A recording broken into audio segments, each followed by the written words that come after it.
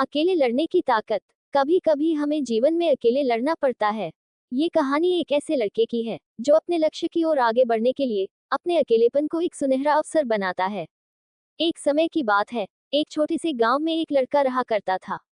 वह बहुत बड़े सपने देखता था और अपने लक्ष्यों की प्राप्ति करने के लिए निरंतर प्रयास करता था। परंतु उसके पास ना ही उसका कोई दोस्त था और न ही कोई गाइड करने वाला। उसके परिवार में भी उसके सपनों को समझने वाला कोई नहीं था। इसलिए उसे लगता था कि वह अकेलेपन की जंजीरों से कब बाहर निकलेगा और अपने सपनों को कब पूरा करेगा।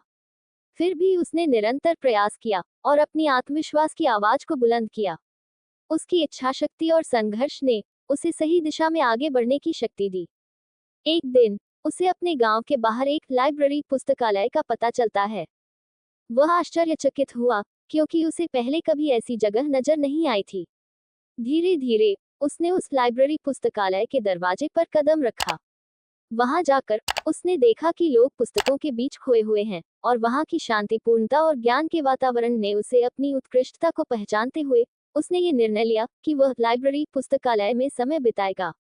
धीरे धीरे वह लाइब्रेरी पुस्तकालय की विभिन्न किताबों को पढ़ने लगा और नई दुनिया की खोज में निकल पड़ा।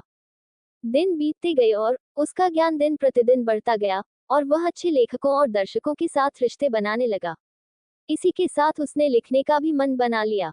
उसने कई लेख लिखे जिसमें से उसका एक लेख प्रकाशित हुआ और उसे अवसर मिला अपने लेखकीय कौशल को दुनिया के सामने प्रदर्शित करने का। वह लड़का जो कभी अपने अकेलेपन को एक रुकावट समझ रहा था, वह अब एक प्रेरणादायक उदाहरण बन चुका है। लोग उसे इज्जत देने लगे और वह लड़का अपने लक्ष्यों की ओर अग्रसर होने में सफल हुआ। इस कहानी से हमें ये सीख मिलती है कि अकेलापन को एक सुनहरा अवसर बनाने के लिए हमें संघर्ष करना पड़ता है। हमारी संयमितता, समर्पण और मेहनत हमें अपने लक्ष्यों की प्राप्ति की प्रति आगे बढ़ा सकती हैं। धन्यवाद।